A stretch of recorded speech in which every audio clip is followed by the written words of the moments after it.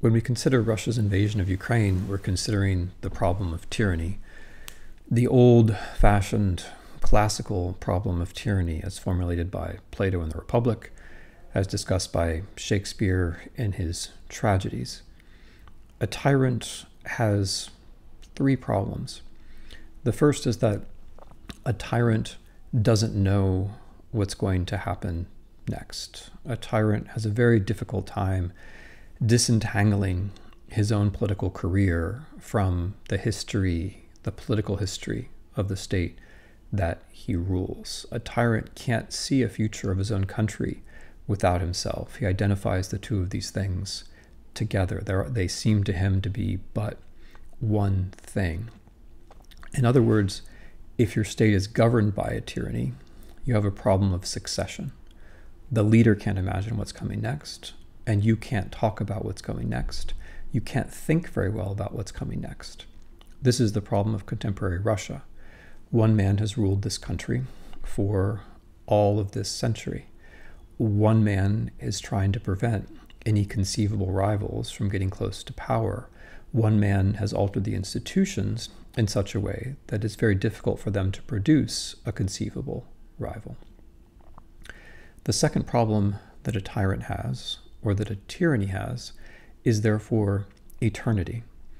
A long-ruling tyrant will be thinking less about the interests of his country, less about the people in his country, and more about some kind of eternal recognition, some deed, some image, some symbol that will outlast him. If his own death or if his own passage from political power is unthinkable, he has to sublimate that into some sort of achievement, something which is going to last forever. In the case of Mr. Putin's thinking, this is the obsession with the distant Russian past, the obsession with the idea that Russia and Ukraine have forever been one country, which is absurd, historically speaking, and the desire for a great deed which will somehow put history back onto the right path. Mr. Putin's obsession with the so-called historical unity of Russia and Ukraine supplies him with a goal. It supplies him with this achievement which in his mind would make his rule eternal, which would make him eternal. The third problem that tyrants face, though, is that they have a very limited connection to the world as it is.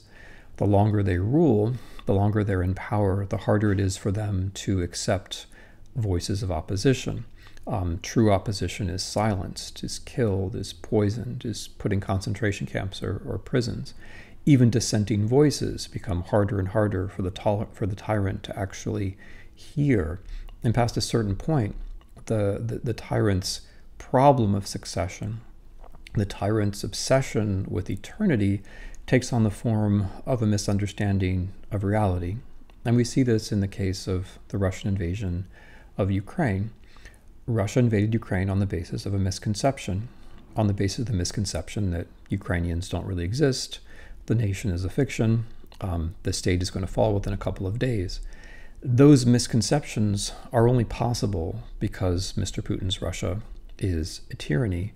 And now that those misconceptions have become the basis of an invasion and a war of destruction, indeed a war of atrocity, Mr. Putin as a tyrant has very little choice but to try to prove his own mistakes to be true by seeking to destroy Ukraine further. That's the problem of tyranny.